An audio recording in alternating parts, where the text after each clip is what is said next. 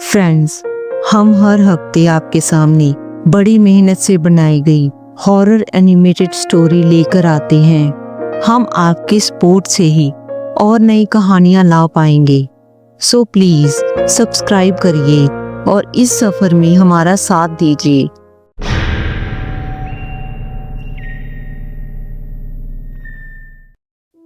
दार्जिलिंग की खूबसूरत पहाड़ियों के बीच बसा एक छोटा सा कस्बा कुर्सियांग, जिसे लोग लैंड ऑफ वाइट ऑर्चिड भी कहते हैं। पर इस खूबसूरत जगह के बीच छिपा है एक ऐसा काला रहस्य, डाउहिल फॉरेस्ट और विक्टोरिया बॉयज स्कूल का इलाका।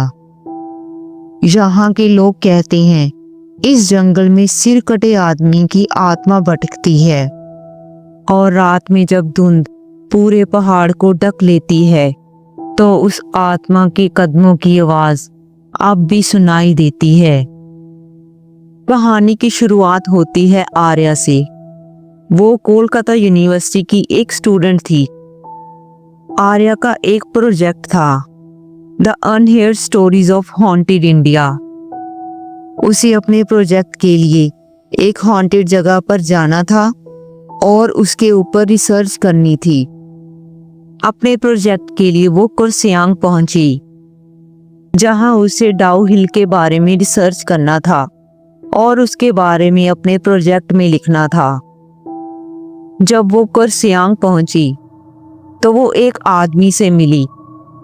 उसने उससे डाउहिल के बारे में पूछा तो उसने जवाब दिया, आप उस जंगल में मत जाइए, रात में आवाजें आती हैं।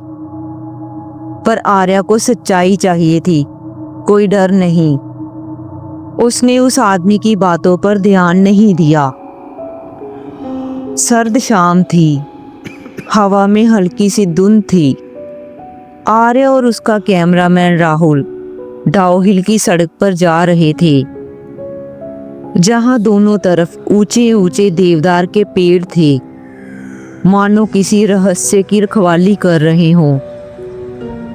रास्ते में उन्हें एक बूढ़ा चौकीदार मिला, मंगलदा।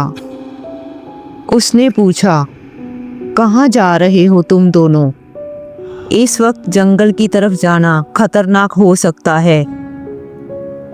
आर्या मुस्कुराई और कहा, हमें सिर्फ कुछ फोटो ही लेनी है, बस थोड़ी देर का काम है, कल सुबह इंटरव्यू भी करना है।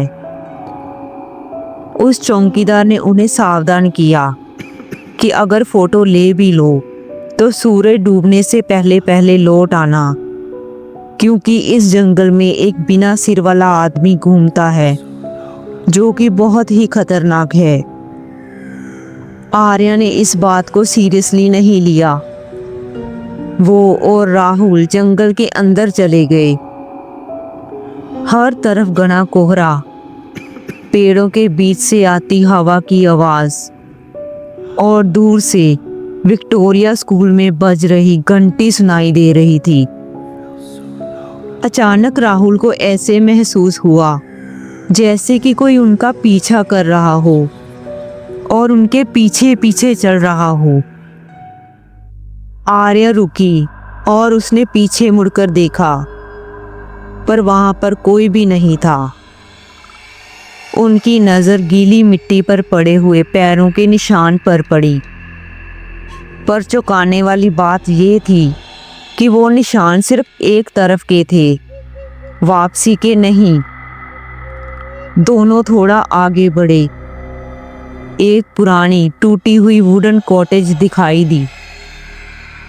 आर्या ने कहा, हमें इसके अंदर देखना चाहिए, शायद ये स्कूल से जुड़ा हिस्सा हो। दरवाजा धीरे धीरे क्रीक की आवाज के साथ खुला।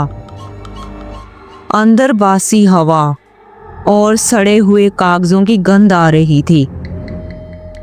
दीवारों पर कुछ पुराने बच्चों के नाम लिखे हुए थे। आर्या की नजर सामने वाली दीवार पर पड़ी। उस दीवार में उसे धुंध में से उभरता हुआ एक काला साया दिखाई दिया, जिसके कंधे तक शरीर था पर उसका सर नहीं था। वो साया धीरे धीरे उनकी ओर बढ़ रहा था। उस साए को देखकर दोनों बहुत ही घबरा गए और डर के मारे कांपने लगे। फिर राहुल ने आर्या से वहां से भाग जाने को कहा। दोनों वहां से भाग गए। भागते भागते राहुल के हाथ से कैमरा गिर गया। आर्या रुकी और उसने पीछे मुड़कर देखा। अचानक से वो साया एक पेड़ के पीछे गायब हो गया। दोनों किसी तरह जंगल से निकलकर कुर्सियांग के गेट हाउस पहुंचे। राहुल पूरी रात कांपता रहा। मैंने साफ देखा आर्या, वो बिना सिर वाला आदमी था। पर आर्या को अभी भी शक था। उसने फैसला किया कि आज मैं विक्टोरिया बॉयज स्कूल जाकर सच्चाई पता करूंगी। वो सुबह होते ही स्कूल पहुंची। वो स्कूल की प्रिंसिपल मिस्टर डिसूजा के पास गई और आर्या ने इस स्कूल के बारे में काफ़ी सवाल किए। और मिस्टर डिसूजा आर्या से बोले, ये जगह पुरानी है, ब्रिटिश टाइम की। कई साल पहले यहाँ के वुड्स में एक लड़के की हत्या हुई थी। उसका सिर कभी नहीं मिला। तब से कहते हैं उसकी आत्मा डाउहिल के रास्ते पर घूमती है। आर्या ने उनसे पूछा, कभी देखा है आपने उसे? तो मिस्टर डिसूजा ने बोला, हाँ, काफ़ी लोगों ने उसे देखा है, खास करके जंगल के चौकीदार ने। उस शाम आर्या अकेले फिर से डाउहिल के रास्ते पर लौटी। धुंध पहले से ज़्यादा घनी थी। वो अपने कैमरे के साथ हर कदम पर रिकॉर्डिंग कर रही थी। अचानक कैमरे में कुछ अजीब सा कैप्चर हुआ। एक चलते हुए इंसान का शरीर, पर उसका चेहरा नहीं था।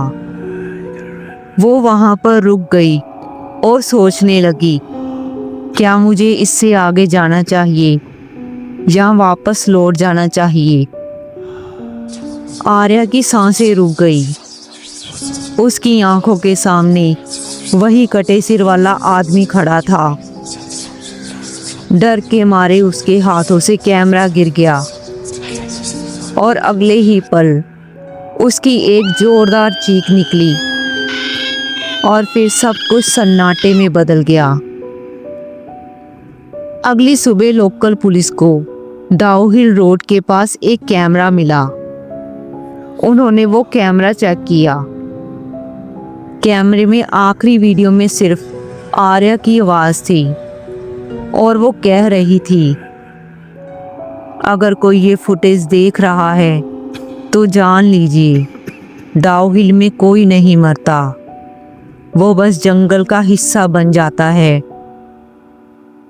उसके बाद से आर्या कभी नहीं मिली। पर कहा जाता है कभी कभी शाम के वक्त जंगल में कोई लड़की कैमरा लेकर घूमती दिखाई देती है और फिर धुंध में गायब हो जाती है। डाउहिल आज भी इतना ही स्केरी है। विक्टोरिया स्कूल में आज भी रात में कदमों की आवाज़ें आती हैं और जंगल में कभी कभी एक साया चलता दिखता है, वो भी बिना सिर के।